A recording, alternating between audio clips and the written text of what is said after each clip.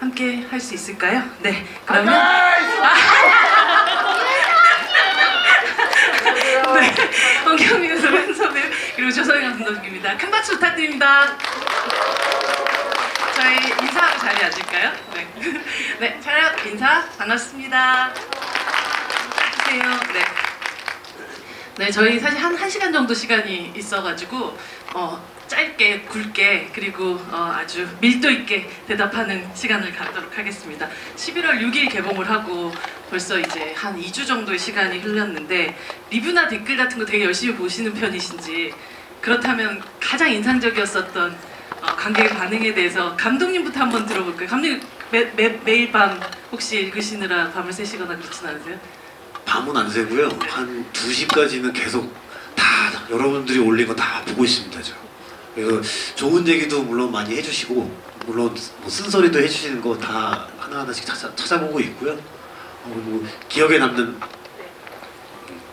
뭐 여러 가지가 있는데, 그 어느 분이 댓글로 써주신 건데 말씀드리면 여러분들도 하실 거예요. 그 과거형으로 쓴 딱 5글자. 여름이었다. 네. 여름이었다. 네. 여름이었고 여름이었다. 사실 이 얘기에는 한쪽적으로 굉장히 많은 게 좀 들어있다고 생각을 하고요. 이거는 저뿐만이 아니라 아마 관객분들도 같은 거를 아마 저희가 느꼈을 것 같거든요. 그래서 그 5글자가 가장 기억에 남습니다. 여름이었다. 그렇다면 여름은?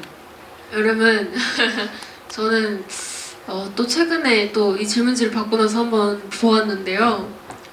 이 영화를 보고 사귀게 되었습니다. 꼭 보세요라는 이 영화 보고 사귀었습니다라는 말이 왜 그렇게 뿌듯한지 모르겠어가지고, 네, 이렇게 좀 딱 그러기 좋은 영화 아닌가 또 여러모로 그렇게 이 댓글이 인상 깊었습니다. 정말 좋은 멜로 영화는 극장 밖을 나와서 연애하고 싶게끔 만드는 영화라고 생각하는데, 비포 선라이즈 같은 영화, 비포 선셋 같은 영화를 보면 그들은 아무것도 하지 않지만 나가서 내가 저걸 하고 싶다는 마음이 들게 하잖아요.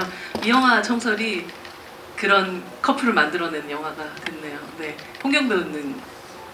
저는 언제나 그 세대론을 논하는 사람이라 그런 얘기를 좀 볼 때 반가운 것 같아요. 오랜만에 20대 배우들만 나오는 어떤 그때만 할 수 있는 얘기들이 좀 봐서 반갑다 혹은 귀하다라는 이 평들을 해주셨을 때 제가 이 작품을 선택한 이유를 다시금 상기시킬 수 있어서 되게 행복했습니다.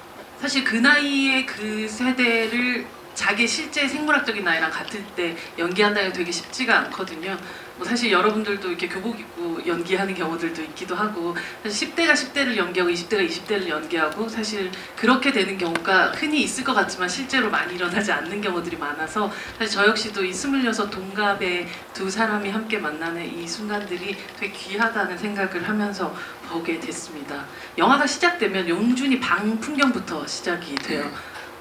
저는 약간 에릭 로메르라는 감독의 영화에 보면 여름 이야기라는 영화에 되게 그 뒷모습이 그 멜빌 포프라는 진짜 프랑스에서 최고로 지금도 잘 나가고 계시는 아주 그분의 젊은 시절에 찍은 영화인데, 되게 뒷모습이 용준이랑 너무 비슷하다는 생각을 하면서 보기도 했었고, 거기 나오는 사진 실제 본인 어릴 때 사진인가요? 네, 맞아요. 어떻게 그 방을, 사실 처음에 보여지는 게 그 방의 풍경이기 때문에 그 방에서 용준이라는 캐릭터를 많이 보여줄 수 있는 그 장치라고 생각하는데요. 어떻게 그 세팅을 하셨는지가 궁금합니다. 사실 그 어떻게 보면 심심할 수 있는 오프닝이긴 한데요. 그게 사실 컨셉이었거든요. 근데 컨셉이 사실 비워놓는 게 컨셉이었어요. 그러니까 미술적인 세팅이라든가 여러 가지를 비워놓는 게 컨셉이었고, 그 이유는 어쨌든 용준이의 현 상황은 젊음이잖아요. 20대. 그러니까 완전해질 수 없는 상태인 거죠. 그리고 앞으로 찾아가야 되고 채워야 할 게 많은 그런 상태라고 저희는 생각을 했기 때문에 그 방 안에 있는 세팅들을 가급적 좀 비워놓자. 앞으로 더 채울 것을 위해서. 그 대신에 소리를 좀 채우자. 그런 생각으로 컨셉을 잡고 저희가 촬영을 했었고요. 근데 지나고 나니까 너무 비어서 좀 횡한가 싶기도 했었습니다, 사실은.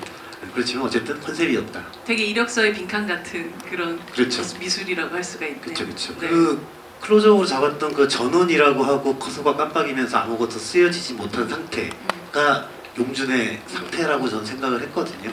그래서 그 오프닝에 다소 좀 심심해 보일 수는 모르겠지만 그 영화의 첫 방향성을 좀 잡아주고 싶었던 개인적인 욕심이 좀 있었던 장면이긴 합니다. 홍경 배우님은 혹시 그래도 내가 용준이의 그 방이 내 방이니까 내가 좀 채워놓고 싶었다 하는 어떤 아이템들이 있으셨어요?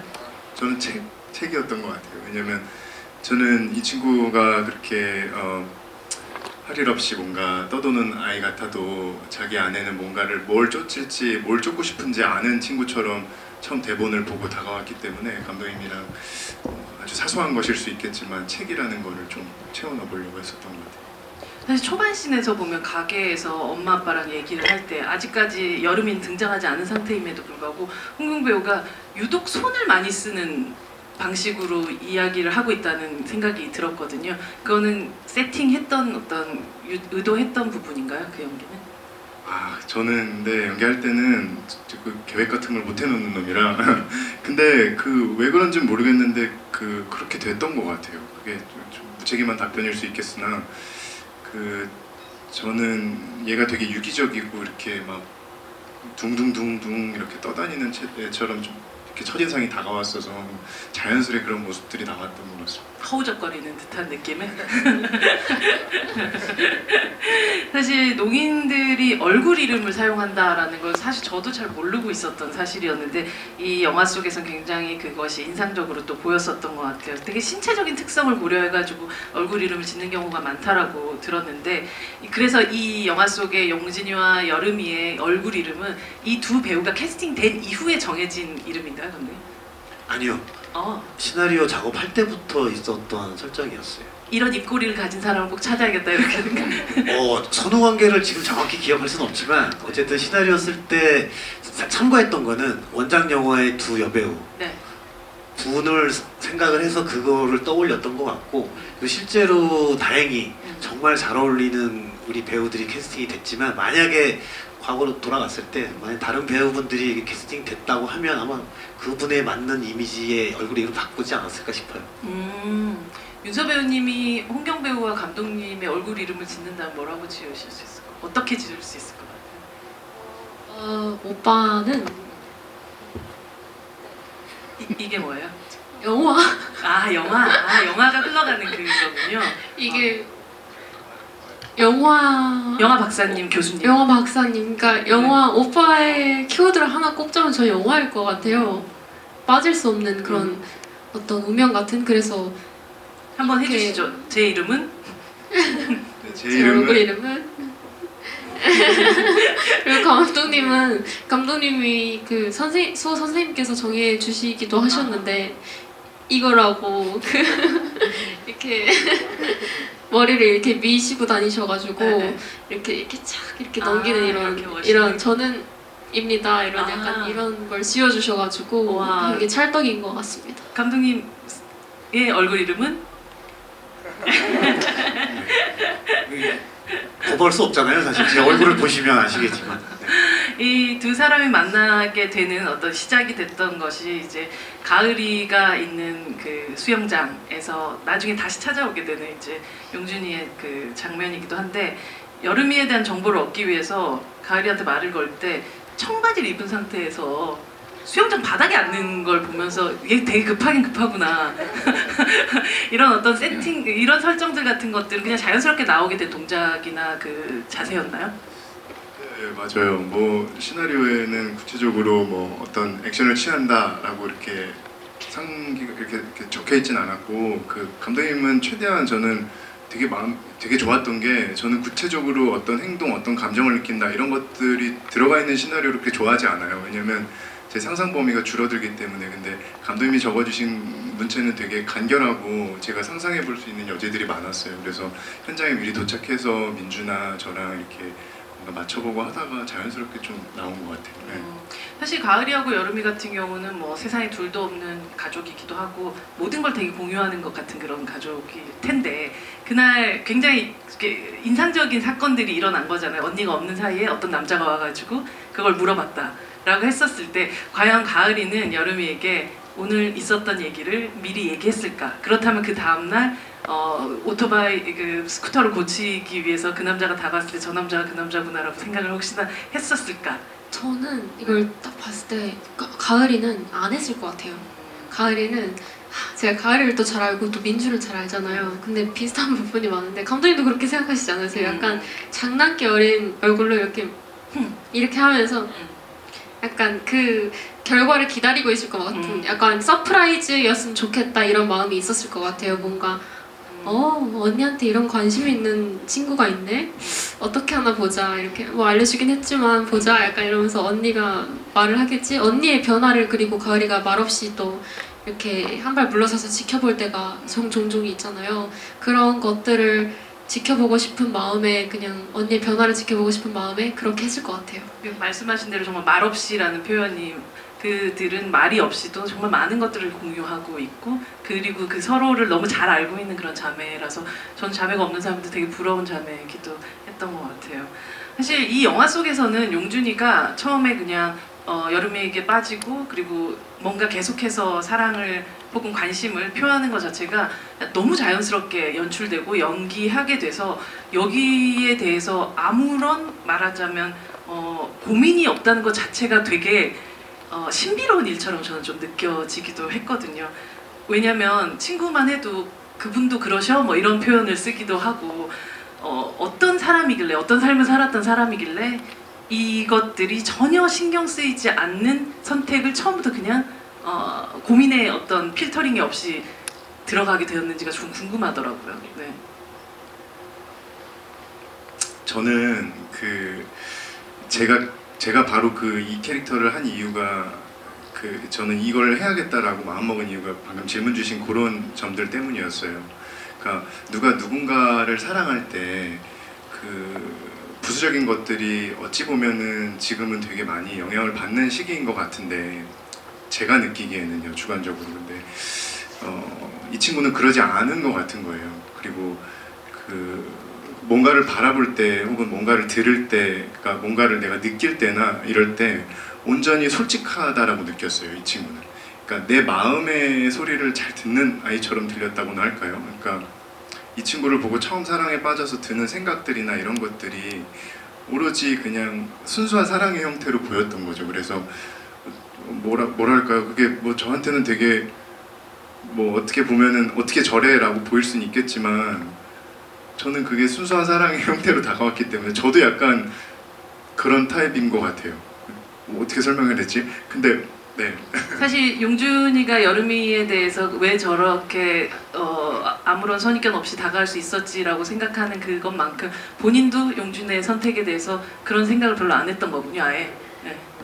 저는 되게 사랑할 때 그냥 빠져버리면은 이렇게 그 과정에서 뭔가 이 사람이 날 좋아하지 않으면 어떡하지라는 걱정은 하지만 저는 첫눈에 반하면 이렇게 되는 타입이어서 얘의 마음에 그렇게 멀리 서 있진 않았던 것 같아요. 네.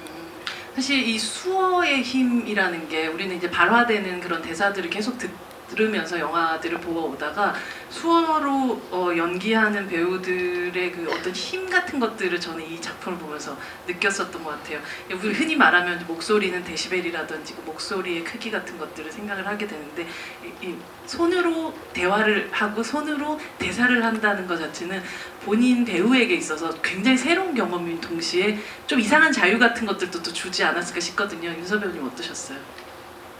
방금 그런 이상한 자유라는 말이 되게 꽂혔는데요.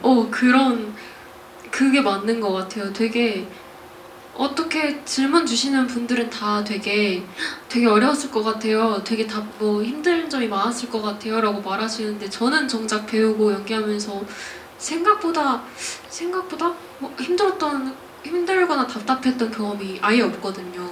그래서 오히려 더 자유로워지고 몸과 손이 그 눈, 행동, 표정도 뭐 더 잘 뉘앙스를 드러내야 되니까 더 이렇게 더 표현하려고 한 것도 분명히 있었지만 그냥 표정도 이제 이런 것 뉘앙스도 자연스럽게 나오고 그런 이상한 자유로움이 자연스럽게 생겼어요. 하다 보니까 이걸로 의사소통을 하다 보니까 그래서 그런 좀 경험을 되게 신기하게 받아들였던 것 같고 그게 전 너무 좋았어요. 힘들었다기보다 오히려 재밌고 뭔가 배운 느낌? 인생에서 하나 더 배워가는 느낌이 들었어요. 네. 사실 배우로서는 새로운 언어를 구사할 수 있는 능력치가 하나 더 높아진 셈이 되는 거잖아요, 그렇죠? 흥경 배우님 어떠셨어요? 저는 진짜 좋은 경험이었던 거는 이제 어떤 준비 기간이 있었고 그것을 이렇게 했기에 가능했었던 일이겠지만 저는 이 시선을 맞추는 거 그리고 오로지 그 윤서나 민주가 뭘 느끼는지를 집중해서 보려고 하고 들으려고 했던 순간들이 되게 많이 존재하거든요. 그래서 그런 부분들이 저한테는 되게 크게 다가왔던 것 같아요. 그래서 되려 더 윤서 말대로 자유로워질 수 있었던 것 같아요. 그러니까 완전한 리액팅이었던 것 같아요. 네. 사실 감독님 이 영화에서는 소리라는 것이 사실 사람을 되게 속일 가능성도 있고 되게 수식하게 되는 경우들이 많이 있는데 실제하고 다르게. 근데 이 영화에서는 그것들이 굉장히 정직하게 드러나는 그러면서 우리는 그 얼굴에 오롯이 되게 집중하게 되는 힘을 가졌었던 것 같아요. 이만큼 배우의 얼굴을 집중해서 보았던 영화가 있었나 싶을 정도로 다행히 이분들이 20대에 이걸 해서 너무 다행이다 생각을 했고 실제 말을 하는 용준을 연기하는 홍경 씨 같은 경우는 눈을 계속 보게 되고 눈매의 변화를 자꾸 집중하게 되고 실제로 말을 못하는 것으로 착각했던 우리가 그 노윤서 씨가 연기해서 이 여름이의 그는 인매의 변화를 계속 말을 하지 않는 사람인데도 인매의 변화를 계속 보게 되는 것 같아요. 그래 이런 어떤 변화 같은 것들이 좀 굉장히 아이러니하게도 느껴지기도 했거든요. 감독님 연출하시면서. 저는 사실 수호가 방금 전에 우리 배우님들이 얘기를 했지만 일단은 언어잖아요. 언어는 무언가를 감정을 생각을 표현하는 수단이고 그러니까 그런 의미에서 사실 수호가 저도 이번에 같이 준비를 하고 작업을 하면서 좀 느꼈던 부분인데 그러니까 소통, 사람과 사람 사이의 소통에 있어서 가장 본질에 가까운 수도 있겠다라는 생각을 했어요. 왜냐하면 수어는 하시는 분들은 거짓말을 못한대요. 왜냐하면 표정과 눈빛과 손짓으로 내 마음을 전달해야 되기 때문에 이걸로 거짓말은 할 수가 없다고 하시더라고요. 그런 의미에서는 당연히 수어만큼 저 사람을 이해하고 할 수 있는 게 없다는 생각이 들어서 그러니까 그 사람이 어떤 상황에서 어떠한 이야기, 감정을 표현하느냐에 따라서 방금 말씀해 주신 것처럼 눈을 보기도 하고 입을 보기도 하고 그러니까 그 사람의 전체를 좀 찬찬히 살펴볼 수 있는 사람마다 그러니까 그런 여운이 좀 있었던 것 같거든요. 그러니까 이게 배우들한테도 어쨌든 몸으로 표현을 해야 되는 직업이라서 굉장히 좀 도움이 됐었을 수도 있을 것 같고 그래서 저 개인적으로도 이 수어를 활용한 영화를 했다는 게 큰 경험이 됐습니다. 사실 배우들이 손 움직임을 잘 못하는 경우들이 되게 많고 손을 어디다가 놔둬야 될지 몰라서 손을 잘라버리고 싶다는 얘기도 하는 경우들도 제가 듣기도 했었는데 어쩌면 이 두 배우는 이 작품을 통해 가지고 어쩌면 앞으로도 손이라는 것 자체가 자기에게 절대 잘라버리고 싶은 것이 아니라 진짜 힘이 되는 그런 경험이 되지 않았을까 싶기도 해요. 버스를 타고 가던 장면을 보면 사실 언니랑 동생이 문자를 보내도 될 텐데 굳이 용준이를 통해 가지고 계속 말을 한단 말이죠. 그 자매는 도대체 왜 그랬을까요? 사실 여름이랑 가을한테는 굳이가 아니었을 것 같아요. 뭔가 자연스럽게 그냥 왜냐면 그들한텐 그게 이제 물론 이제 사람들도 버스를 타면은 말을 멀리 있으면 말을 안 하긴 하잖아요. 그렇죠. 왜냐면 저기 너 밥 먹었어? 이렇게 하진 않잖아요. 근데 이제 사실 수호는 소리가 필요 없잖아요. 그런 민폐도 아니고 네, 네. 보이면 그냥 여기서 나 혼자 이렇게 하고 있으면 되는 거고 물론 시선이야 느껴지겠지만 그것도 그들한테는 자연스러운 일이고 뭐 별로 나한테 이들이 나한테 가해를 하는 것도 아니고 그거 자연스러운 일들이다 보니까 그리고 워낙 그들한테 모어이기도 하고 이게 굳이 문자를 꺼내서 하는 것 자체가 청인들이랑 하는 소통 방식이라고 많이 들었거든요. 물론 안 만나고 있을 때는 그렇게 연락을 하기도 하지만 어쨌든 그냥 굳이가 아니라 가을이랑 여름이한테는 그냥 자연스러운 일이었고 또 용준이도 당연히 그때까지는 용준이도 그렇다고 생각을 했었고 수화를 하니까 그냥 그게 자연스러운 일이었던 것 같아요. 네. 저는 이제 한마디라도 더 하고 싶어서였다는 생각도 좀 그것도 있고 네. 또 그냥 굳이 뭐 좀 이따 내려서 얘기해도 되는데 맞아요. 저는 그 장면이 너무 좋더라고요. 이게 보통 사랑이라는 거는 정말 속도하고 효율하고는 반대인 감정이구나. 아주 번거로운 것들일수록 더 느릴수록 더 진짜 같다라는 생각을 하면서 봤던 장면이기도 했던 것 같아요. 감독님, 원작이 되게 사실 스포일러긴 하지만 어느 시점에서 여름이가 사실은 들을 수 있다라는 걸 슬쩍 드러내려고 설계를 하셨는지가 되게 궁금하고 여러분들도 어디서부터 파악하는지에 따라 되게 많이 의견들이 갈리더라고요. 이게 사실은 그 반전이라는 것이 영화의 장점이자 단점이거든요, 사실은. 그러니까 원작 리메이크를 할 적에 만약에 그거를 포기한다고 했을 때는 사실은 리메이크가 의미가 없어진다고 생각을 했어요. 그래서 그 반전이 나중에 어떤 분들한테는 좀 무리수처럼 느껴진다고 하더라도 그 부분은 가져가려고 했었고 그런 부담이 어쨌든 있었기 때문에 사실은 영화 보신 분들 눈치 빠른 분들은 아마 다 알아채셨을 거예요. 그러니까 저기 진상 아줌마 장면에서부터 윤서 씨의 그 반응들이 꾸준히 힌트는 있거든요. 근데 시나리오 작업할 때 기본적으로 설계했던 포인트는 딱 한 군데 있기는 해요. 그게 어디냐면 클럽 갔다 와서 길을 걷는데 여름이가 그러니까 여름이는 그 가족들을 위해서 항상 주변 소리에 민감하게 반응한 삶이 익숙해졌을 거란 말이죠. 근데 용준이는 자기의 감정에 어쨌든 빠져 있고 그것도 안깝게 빠있기 때문에 먼저 느끼고 가생으로 빼주잖아요. 그러니까 이게 사실은 농인분들이 길을 걸을 때 어렸을 때부터 그렇게 배운대요. 길 가생이로 걸어야 된다. 그러니까 그 시점에서 저는 여름이가 관객들한테 성인일 수도 있겠다, 코다일 수도 있겠다라는 것들이 좀 알려지길 바랬죠, 사실. 그것도 직접적으로 드러내놓고 가지는 않았지만 어쨌든 영화의 큰 방향성은 안에서는 그럼에도 불구하고 그 지점이었어요. 클럽에서 소리가 줄어드는 순간이 사실은 또 포인트이기도 하다고 생각하는 사람들이 있더라고요. 들어갔을 때 말씀하시는 네네네, 처음에 들어갈 때. 네, 사실은 그 기억해 보시면 아시겠지만 그 소리가 사라지는 그 효과는 사실은 여름이 얼굴이 아니라 가을이 그렇죠. 얼굴에서만 사라지거든요. 그래서 사실 가을이만 못 듣고 그쵸. 여름이까지는 듣는다라고 생각하시는 분들도 네네네. 있더라고요. 왜냐하면 여름이는 어차피 우리가 속여가는 반전의 요소가 있기 때문에 여름이 얼굴에서 그랬으면 그건 거짓말이거든요. 그래서 그건 당연히 그러면 안 되잖아요. 그래서 영화적으로는 어쨌든 그 장면을 여러분이 간접적으로 이해해 드리고자 표현할 때는 가을의 얼굴에서 소리가 사라지죠.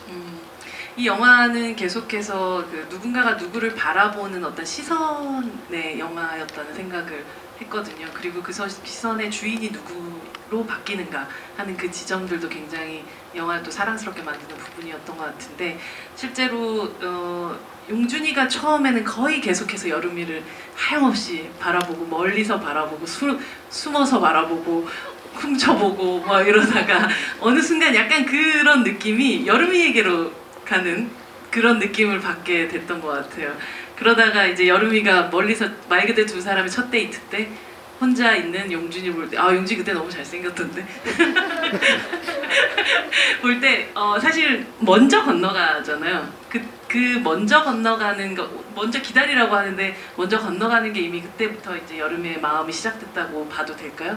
윤서님? 감독님도 이제 그때부터 해가지고 원래 이제 카메라의 시점도 용준이가 여름이를 바라보는 시점으로 주로 이제 연출을 의도하셨다고 하다가 이제 그 시점부터 이제 여름이가 용준이를 바라보는 시점으로 바뀐다고 생각을 하신다고 말씀을 주셨어요. 그런 것처럼 이제 그때부터 이제 여름이가 용준이를 바라보는 시선을 담으면서 오빠는 눈치를 못 챘지만 여름이는 계속 이렇게 바라보고 있다가 둘이 서로 바라보고 내가 갈게 라고 하는 거는 저도 막 일단 그때는 그냥 자연스럽게 그렇게 됐던 것 같은데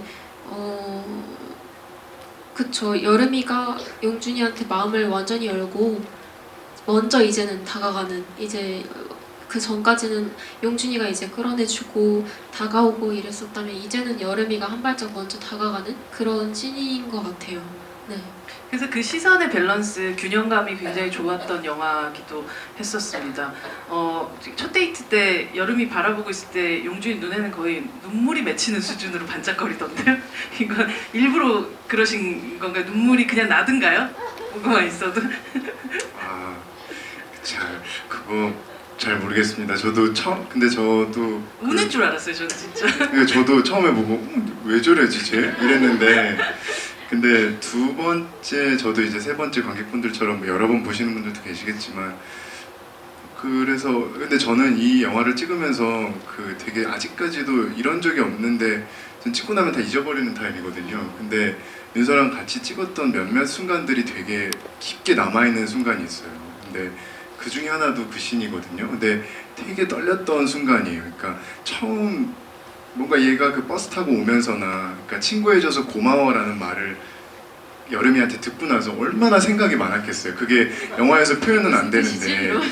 네, 그래서 사실 그런 이미 부분 손주까지 봤죠. 맞아요. 그래서 그런 디테일들을 되게 많이 여러 테이크를 가면서 사실은 어떤 잔상을 남기고 넘어갈까요라는 감독님한테 이런 여러 테이크를 되게 갔었었어요. 근데 그것처럼 딱 그 순간 그 고백할 때 그 떨림이 저는 아직도 되게 기억해요. 네. 이게 하나가 생각나는데 오빠가 이제 커피 마시고 나서 오토바이 슝 하고 제가 먼저 가버리잖아요. 제가 그때 또 봐라고 하거든요. 근데 영화에서는 물론 이게 막 이것 때문에 됐지만 오빠가 가고 나서 애들이 물론 있었나? 대사가 모르겠어요. 또 근데 봐? 또 봐?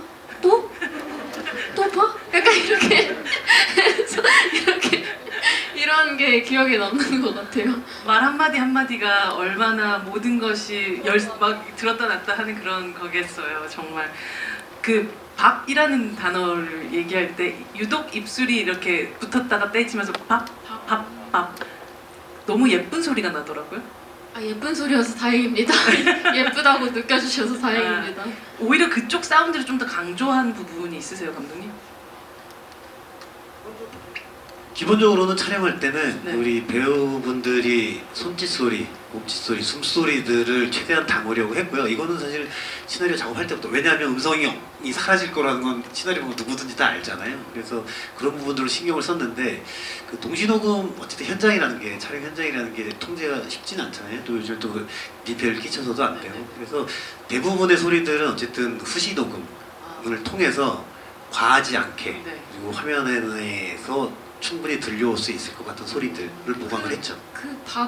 그 씬은 그냥 밥이 많이 들어가는 수요였어요. 그래서 근데 밥을 할 때 보통 이 정도 그러니까 소리가 나는데 유독 그 씬에 이제 내가 밥같이 보여? 아니면 너 밥 먹으러 가자고 밥 먹으러 갈까 하고 뭐 어때 막 계속 그런 게 밥이 반복되는데 그게 수어를 배우다 보니까 밥을 굉장히 여러 번 해야 되더라고요. 네. 그래서 그렇다 보니까 그 씬에서 유독 소리가 많이 났는데 저는 사실 그게 키스씬 그 전에 뽀뽀씬 같은 느낌이었어요.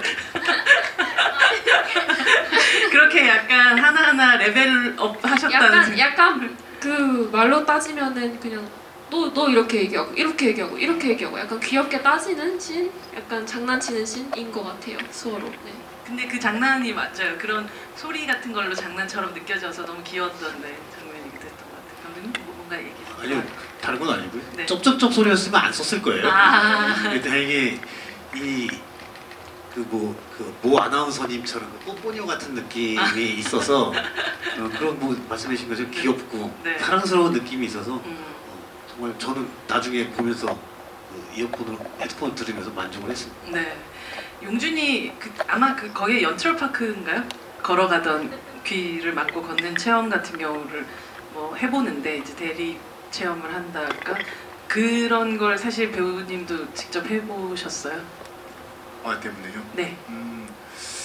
그런 거를 시도해보진 않았고요. 근데 그 연트럴파크에서 하진 않았고 저희 동네 주변에서 사실은 감독님이랑 그 씬에 대한 비하인드도 많아요. 그러니까 물론 영화의 어떤 이 개연성 때문에 혹은 이 이어플러그가 맞을까 혹은 조금 더 관객들이 좀 더 뭔가 관객분들께 조금 더 믿음을 줄 수 있을 만한 어떤 장치들을 우리가 사용해야 될까라는 순간들이 많았어요. 그리고 영화를 보시면서 분명히 응 하실 부분들도 분명히 존재할 거고요. 근데 저는 그런 생각들을 했어요. 그러니까 감독님한테도 그랬고 저도 감독님한테 되려 그런 얘기를 들었던 거는 그 영화라는 것이 어떤 개연성이 중요한 부분이지만 저는 그 마음으로 이 영화가 굴러가고 진행이 된다라고 느꼈거든요. 그러니까 그걸 해보는 행위 자체에서 오는 마음들 있잖아요.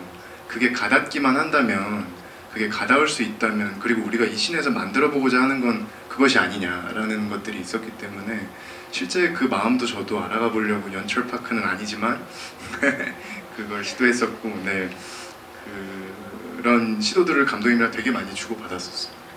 사실 여름이도 항상 물 밖에 있었던 사람이었는데 그 순간 가을이의 물 안으로 들어가는 그 장면이 함께 붙어 있을 때 서로가 서로를 이해한다는 건 그냥 말의 부분이 아니라 정말 그 상황에 뛰어 들어가는 것 같다는 생각이 들면서 저는 그 두 대꾸를 이뤘던 그 장면이 너무 아름답게 느껴지기도 했던 것 같아요.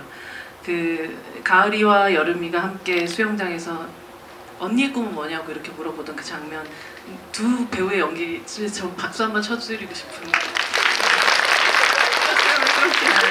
그 장면 너무 좋기도 했었고, 그 또래 여배우들이 함께 만들어낼 수 있는 또 가장 아름다운 장면, 이 영화 중에 제일 멜로 같은 장면이기도 했어요 오히려. 그렇죠.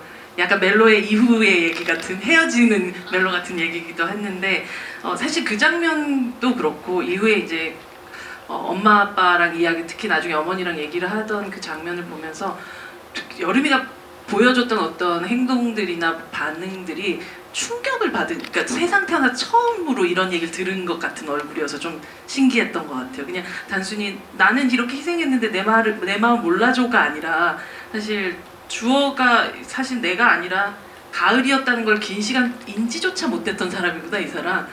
그렇게 이 캐릭터를 해석을 윤서 배우님이 하셨구나라는 생각을 그 반응을 보면서 느꼈던 것 같은데요. 일단 가을이와의 씬에 있어서는 제일 컸던 건 주어가 이제 내가 아니라 가을이었다기보다 가을이가 이렇게 느끼고 있었다고? 가을이가 나 때문에 떠밀려 간다고? 약간 약간 가을이가 나 때문에 이런 감정이 뭔가 제일 컸었던 것 같아요. 가을이 이렇게 느끼고 있었다고란 마음이 너무 커서 너무 이제 충격이 컸었던 것 같고, 이제 총괄적으로는 포괄적으로는 그냥 어쨌든 이제 계속 옆에서 같이 계속 여름이가 가족들을 많이 챙기고 그것들이 익숙해져 있고 책임감도 있고 또 방어 기제도 그만큼 있고 경험들이 많을 거 아니에요. 우리가 보지 못했던. 네. 근데 그런 부분들에 있어서 어찌 보면 이제 어머니가 해주신 말도 그렇고 내가 제일 이 사람들을 안쓰럽게 바라보고 있었나? 내가 제일 이 사람들을 차별하고 있었던 건가?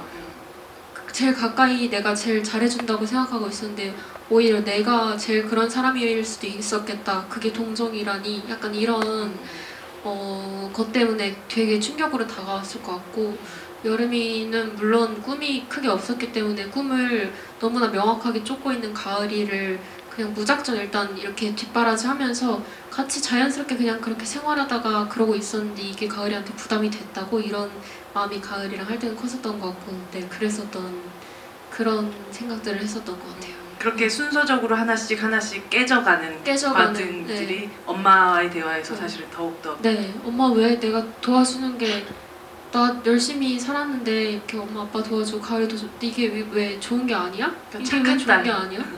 뭐 착한 딸 아니야? 나 나름 바람직하게 살고 있는 것 같은데 이런 느낌이었을 텐데 아니야, 그 오히려 동정이야 이렇게 된 거죠. 사실 그 용준이가 엄마에게 자기가 지금까지 사랑했고 사실은 이제는 마음을 뺏겨버렸던 이 여름이가에 대한 이야기를 처음 꺼내면서 이 아이는 자기가 하고 싶은 걸 한 번도 생각해 본 적이 없다라고 했을 때 엄마가 왜? 라고 물었을 때 착해서? 라고 하고 물음표 같은 식으로 연기를 하더라고요. 의문형으로. 그래서 어쩌면 용준이 같은 경우도 엄마하고 대화를 하면서 비로소 여름이의 마음을 이해하는 방식으로 연기를 생각했구나라는 장면이기도 했거든요. 네, 그 장면에 대한 얘기 조금 들어보죠. 맞아요. 저는 저희 영화에서 제일 사랑하는 장면이기도 한데 사실 이 영화를 그 제가 정말 그 감독님께도 그렇고 용준에게는 첫 사랑이자 첫 품이자 그리고 첫 위로다라고 생각을 했는데 그 장면에서 저도 그랬어요. 그러니까 누구나 그럴 때가 있잖아요. 그러니까 뭐 다 큰 놈이 무슨 엄마한테 저렇게 위로를 받아라고 생각할 수도 있는데 그게 얼마나 귀해요. 나랑 제일 가까운 사람한테 나의 아픔을 공유하고 뭔가 위로를 받는다는 게 지금 이 시기에 얼마나 필요한지를 좀 몸소 느끼고 있거든요. 근데 말씀대로 어떤 내가 차마 꺼내도 될까 고민하던 것들을 꺼냈을 때 생기는 것들 있잖아요. 나 혼자라면 알 수 없었던 거를 누군가한테 말하면서 나 혼자 찾을 수도 있는 거고 되려 어떤 마음들을 얻을 수 있는 거고 저도 그 방금 소장님께서 말씀해 주신 대로 이 친구가 혼자 꽉 끌어안고 있던 것들을 말을 하면서 본인이 좀 찾아 나갔던 거 아닐까라는 생각도 있어요. 네. 관객 질문을 받아야 하는 시간이 됐는데요. 저희 질문 반도 못했지만 여러분에게 가도록 용준이가 한 분, 네, 경희님. 저 파란색 카디건 입으신 네. 카디건, 네. 카디건? 이런 놀리는 맛이 있으신 분이시군요.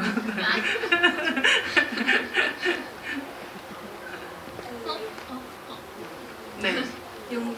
용준이랑 여름이랑 청설 영화 안에서 스쿠터를 타고 다녔는데 혹시 영화를 위해서 스쿠터 면허를 따신 건지 아니면 원래 면허를 소지하고 계셨는지가 궁금해요. 125cc 아래는 그냥 네, 원동기 그쵸. 면허를 따로 따지 않아도 되죠. 돼서 근데 이제 저는 다행히 그 숲속이라는 아무도 없는 숲속이라는 드라마를 잠시 나왔을 때 운전하는 씬이 있었는데 그때 면허를 이제 막 땄었어가지고 그 자동차 면허만 있으면 배기량이 적으니까 되더라고요. 그래서 네 오토바이 연습만 따로 하고 저는 탔습니다. 액션 스타 아무도 없는 숲속에서 노윤서 배우님, 네 인상적이었습니다. 네, 뭐 원래 홍경 배우님은 오토바이, 네, 저도 윤서랑 똑같아요. 운전은 할 줄 알아서. 네. 네, 다음 질문으로 가겠습니다. 윤서 배우님이 한 분.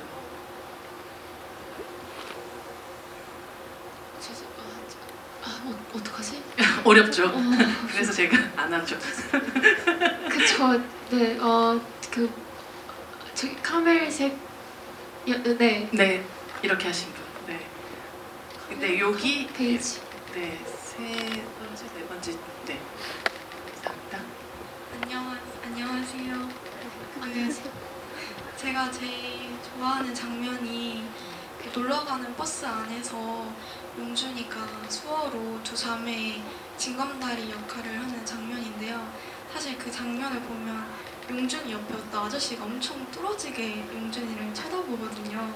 근데 그럼에도 불구하고 용준이가 하나도 개념치 않아 하면서 수어를 하는 모습이 근데 용준이의 캐릭터를 잘 설명할 수 있고 또 청설이라는 영화의 정체성을 잘 나타낸 장면이라고 생각해서 좋아하는데요. 혹시 그 장면에서 그렇게 행인들이 쳐다보는 게 의도된 디테일인지 좀 숨어진 디테일이 궁금합니다. 저한테 질문하신 건가요?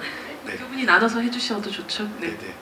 기본적으로는 그 부분들을 일일이 저희 그 같이 출연해주신 분들한테 그 디테일을 잡아드리진 않았어요.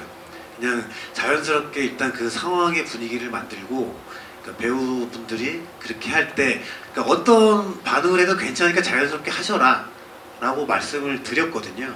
그 말은 하지 말라고도 안 했고 해달라고도 부탁드리진 않았어요. 정말로 우리 배우들의 연기를 보고 실제적인 찐 리액션입니다. 근데 저도 마찬가지로 이렇게 꺼리낌없이 쳐다보고 그리고 배우들은 지금 여름과 용준, 가을 서로를 바라보고 있기 때문에 개의치 않는 감정에 충실한 그 순간이 나온 것 같아서 저도 되게 만족하고 있는 장면이긴 해요. 네. 용준에게는 둘을 제외하면 아웃포커싱 돼 있는. 그런 것 같아요. 그리고 저는 이 친구 가장 마음에 들었던 건 아까 소장님께서 서두 때 그 다소 신비로워 보일 수 있는 그쵸. 어떤 편견이나 남의 시선 같은 것들을 의식하지 않는 면이 저는 느껴졌거든요. 그러니까 그게 이 친구한테 그게 중요하지 않아서 이 친구가 지금 뭘 하고 싶은지 찾지 못할지언정 이 친구는 자기 속력으로 달리고 있는 애처럼 느껴졌어요. 그래서 그것과 좀 묶어서 답변 드릴 수 있을 것 같아요. 네. 다음 질문을 감독님이 한 분 질문하실 분을 좀 뒤쪽에서 좀 뒤쪽으로 한번 갈까요? 네. 부탁드립니다. 네, 제일 열성적으로 손을 들고 계시는 그 저기 줄무늬 네. 스트라이프. 네네네네네. 갑니다. 네. 제가 가장 좋아하는 장면은 다양한 해석이 가능할 것 같다고 생각했던 장면인데 여름 캐릭터가 윤서가. 죄송합니다. 여름 캐릭터가 이제 용준이한테 너는 가장 어떤 소리가 듣고 싶냐고 물어보던 그 대화였는데 네. 거기서 이제 용준이는 너 목소리라고 주저하다가 대답을 미루는 그 장면이었어요.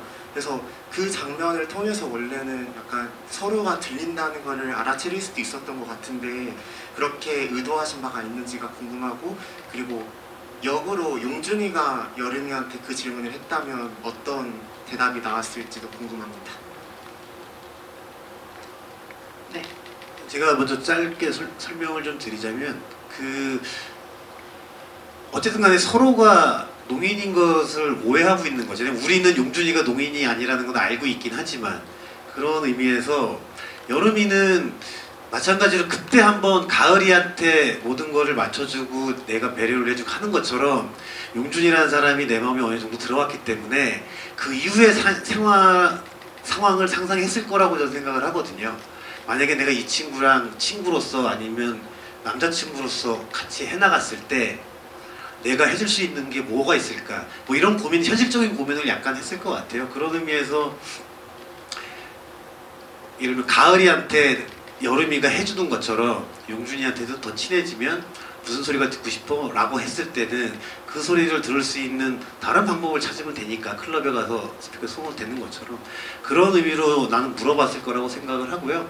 그다음에 그 내 목소리란 얘기는 정말로 용준 입장에서 정말 궁금하잖아요. 그러니까 어떤 다른 큰 의미가 있는 게 아니라 그냥 평범하게 이제 사랑을 하는 20대의 사람이라면 목소리를 궁금해, 만약에 목소리를 낼 수 있었다면 어떤 것이 궁금하다. 그러니까 이런 순수한 마음으로 그 목소리를 썼다가 이건 좀 결례일 수 있겠다 해서 지웠던 그런 의도로 썼던 장면이긴 합니다.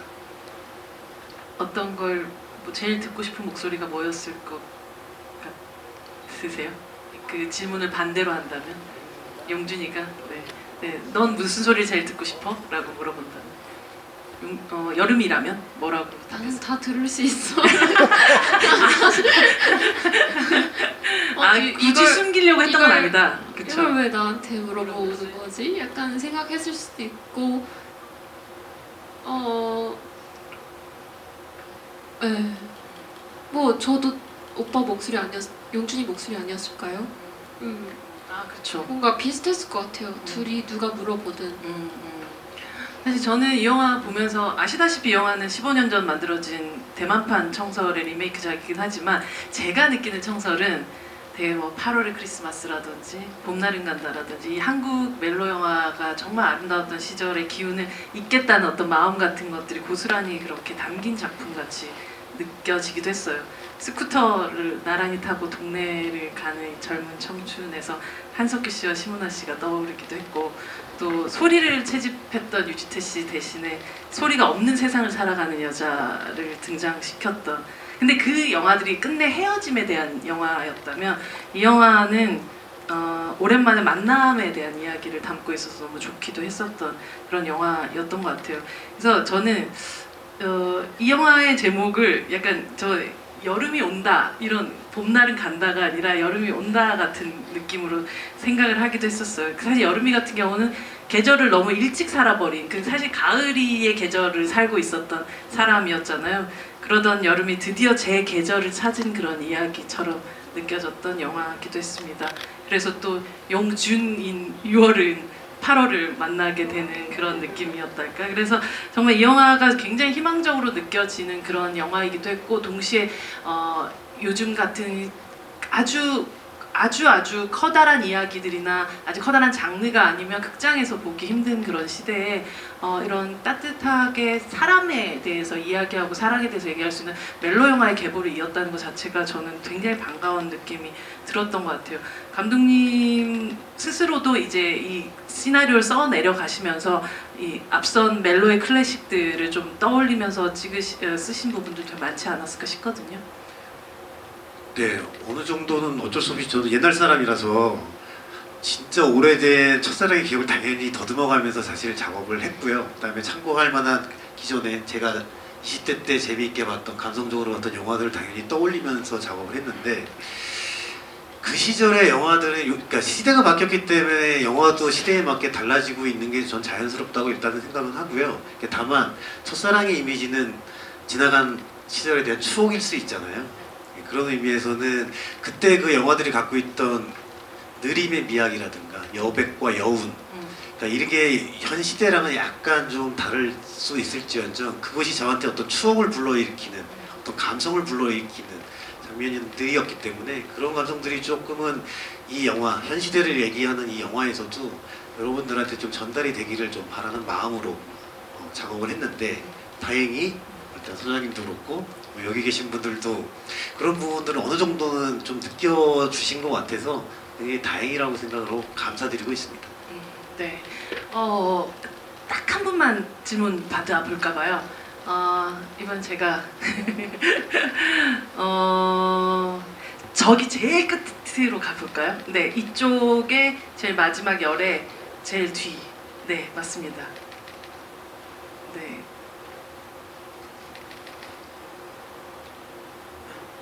안녕하세요. 네. 제가 제일 궁금했던 거는 영화 초반에 그 용준이가 얼굴 사진을 여름이에게 보냈을 때 목에 걸려져 있던 이어폰이 무슨 의미였는지 궁금하거든요. 네. 용진이 하고 있던 이어폰. 네. 감독님이 대답해 주시죠.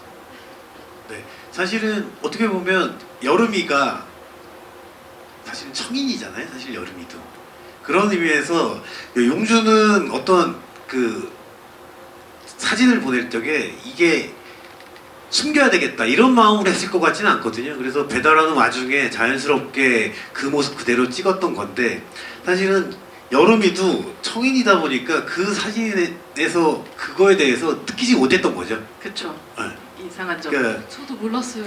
이거는 그 말은 되게 어떻게 보면 이 둘이 사랑이 첫눈에 반하고 사랑에 빠지는 게 자기적이거나 우연이라고 보실 수 있을지 모르겠지만 저는 그렇지 않다고 생각을 하거든요. 둘의 사람이라는 게 여름과 용준이라는 사람은 캐릭터적으로도 인물적으로도 굉장히 닮아 있어요. 상대를 먼저 배려하고 그런 게 닮아 있기 때문에 둘이 첫눈에 반할 수밖에 없었던 일종의 운명 같은. 그리고 첫사랑과 사고는 항상 예고 없이 찾아옵니다.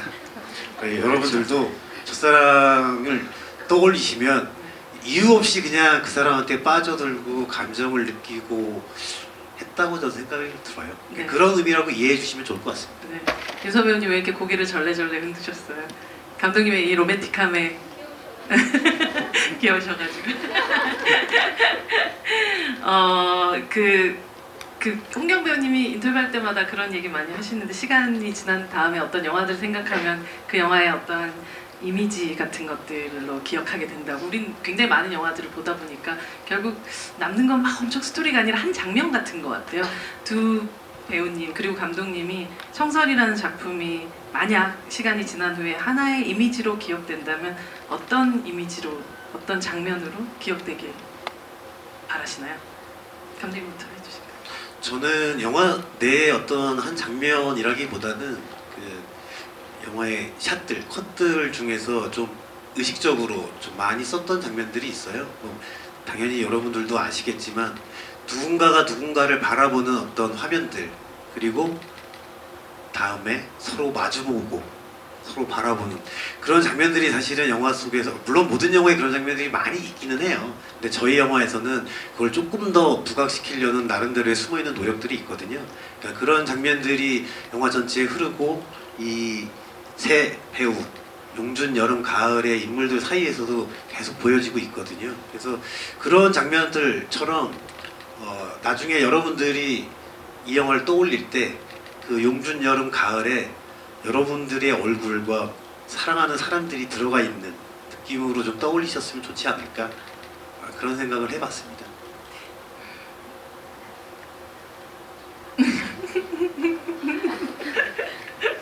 아직 생각 안 나는데 지금 네. 저는 조금 저희 이제 요새 무대 인사 다니면서 그런 얘기들을 윤서랑 많이 하는데 저는 이 영화가 제 삶에 그러니까 제가 언제까지 연기를 할 수 있을지 모르겠지만 오래오래 하셔야죠. 근데 첫 페이지 같아요. 첫 아. 페이지. 제가 나중에 얼마나 많은 페이지를 남길지 모르겠지만 아무리 많은 것들을 남겨도 언제나 첫 페이지일 것 같아요. 왜냐하면 너무 주구장창 말하지만 그게 너무나도 소중해서 계속 말하게 되는 것 같아요. 그러니까 20대 배우들이 이렇게 스크린 안에서 내가 20대 때 20대 얘기를 할 수 있다라는 것, 그리고 요즘같이 어떤 장르성이 짙은 판타지나 혹은 피가 난무하는 장르적에서 춤추는 20대가 아니라 정말 이 나이 때 느낄 수 있는 것도 영화적이다. 충분히 관객분들의 도파민을 돋굴 수 있다라는 믿음이 있거든요. 그런 의미에서 이 무대 인사도 그렇고 이런 GV도 그렇고 저희 인생에서 잊을 수 없는 순간이 될 거라는 걸 너무 알고 있거든요. 그래서 너무 소중해요. 그래서 매주 무대 인사를 다니면서 윤서랑 그런 얘기를 많이 나누고 감독님이랑도 많이 나누고 이제 제작사 대표님인 재준 대표님, PD 양수정 PD님이랑도 그런 얘기들 많이 나누는데 정말 첫 페이지예요. 저는 얼마나 소중한지 몰라요 지금. 네, 이게 그래서 첫 페이지일 것 같아요. 네. 살짝 말갛게 비어져 있는 첫 페이지의 이미지가 남게 되지 않을까 싶네요. 예. 맞습니다. 근데 두 분의 얼굴이 도파민이긴 해요. 윤서 배우님? 저는 도파민 그리고 얼마 전에 이제 오빠가 이제 인스타에 올린 사진이 하나 있는데 저희 영화 사진인데 저는 그 장면을 뽑고 싶어요. 왜냐하면 사실 저희 영화가 도파민이랑 연결지어서 얘기해보자면 가장 이렇게 간질간질할 때 가장 막 마음이 오르락내리락 막 도파민이 나오고 막 그쵸. 그러잖아요. 그쵸. 막 썸 탈 때라든지 그쵸. 그 순간은 정말 그때뿐이잖아요. 만나게 되더라도 그렇죠. 그 신이 그 뭔가 간질간질한 공기가 아직까지도 그 연기했던 그때가 기억에 나고 정말 어색하다고 생각하고 했더니 정말 어색하고 간질간질했거든요. 네. 그 신이 저희 영화를 좀 설명해 주기도 하는 것 같고 그 여름이를 바라보는 용준의 눈빛이 되게 잘 담겼기도 하고 그 신이 너무 예뻤어서 저는 그 신을 보고 싶습니다. 그 신을 GIF로 이렇게 계속 간질간질. 오빠 인스타 가시면은 볼 수 있습니다. 그 캡처본을 제가 SNS 안 해서 그런데 어떤 씬이에요? 그 커피 나란히 앉아서? 에이 말해버리지. 뭐 사실 영화는 씹고 뜯고 맛보고 뭐 이렇게 얘기하자면 끝이 없는 그런 영화인 것 같아요. 이야기의 가지를 계속 뻗을 수 있는 그런 영화이기도 해서요. 근데 또 우리에게 허락된 시간이 이렇게 지나가 버렸는데 1시간 진짜 금방 가네요. 네, 감독님부터 오늘 이렇게 열정적으로 가득 채워주신 관객분들에게 마지막 인사 부탁드립니다. 네, 제가 드릴 수 있는 말은 여전히 감사하다는 말 드리고 싶고요. 이게 1시간이 진짜 말씀처럼 너무 짧고 금방 지나간 것 같아서 많은 얘기들을 뭐 받고 했으면 하는데 뭐 이런 현실적인 뭐 여건이 그렇다 보니 나중에 다른 100만 기회가 넘으면? 된다. 네네. 뭐가 되면 다른 어떤 기회에서는 조금 더 편하게 이야기를 나눌 수 있는 시간이 또 왔으면 좋겠습니다. 아무튼 오늘 이렇게 꽉꽉 채워주신 여러분들께 진심으로 감사드립니다. 네, 감독님께 큰 박수 부탁드립니다. 감독님. 네, 이렇게 무대 인사 돌 때마다 다른 말을 하려고 노력을 해보는데 이렇게 너무 감사하다는 말밖에 들을 말이 없더라고요. 근데 항상 이렇게 몇 주가 지났는데도 좌석을 항상 채워주시고 또 보러 와주시고 매번 찾아와 주시는 분들도 있고 정말 그저 너무 감사하다는 말씀 드리고 싶고 너무너무 저도 처음인 일들이 많은데 정말 너무 소중하고요. 오빠 말처럼 너무 소중하고 신기하고요. 저의 이런 소중한 경험 안에 함께 해주셔서 너무너무 감사드립니다. 감사합니다. 네, 감사합니다. 맞아요. 저는 뭐 방금 전에 했던 말이랑 이어서 얘기할 수 있을 것 같은데 절대 못 잊을 순간이에요. 왜냐면 첫 페이지예요. 첫 페이지 저한테는. 그리고 아마 윤서에게도 마찬가지일 거라 감히 생각하고 그 첫 페이지가 가진 의미가 저한테는 너무나도 커서 한 번이라도 더 뭔가 관객분들과 만나고 싶고 이 영화가 절대 휘발되지 않게 그리고 이 영화가 가진 수수성을 어떻게든 짙게 관객분들 마음속에 담겨드리고 싶거든요. 그래서 모르겠어요. 저는 뭐 그냥 첫 페이지를 함께 해주셔서 너무 영광이다라는 말씀 좀 전하고 싶네요. 고맙습니다. 그리고 오늘 제가 굳이 소장님이랑 같이 하고 싶다고 했거든요. 정말 한국 영화계에 아주 뿌리 깊은 또 이렇게 높은 세대부터 또 젊은 세대까지 깊지 않네요. 아우르며 한국 영화의 어떤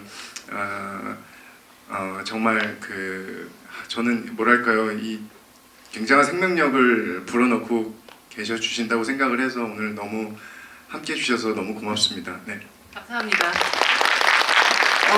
수어로 박수 소리가 이렇다고 하더라고요. 저희 오늘 이례적으로 아주 조용히 반짝이는 박수 소리와 함께 끝을 내보도록 하겠습니다.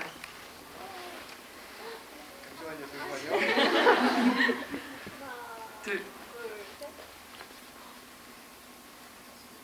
고맙습니다. 감사합니다.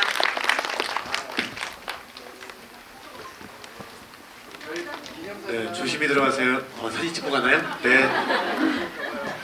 관객분들 배우님 기념사진 찍고 싶다고 하셔서 잠깐 앉아 계셔 주세요. 죄송합니다.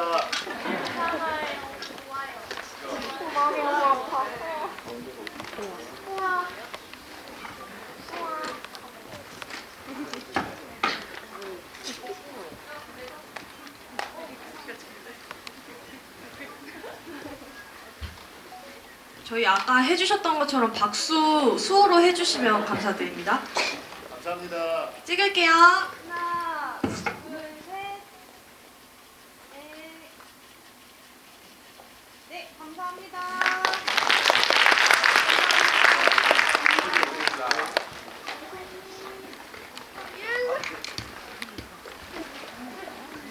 분들은 잠시 앉아 계시다가 뒤쪽으로 퇴장 도와드리겠습니다. 감사합니다.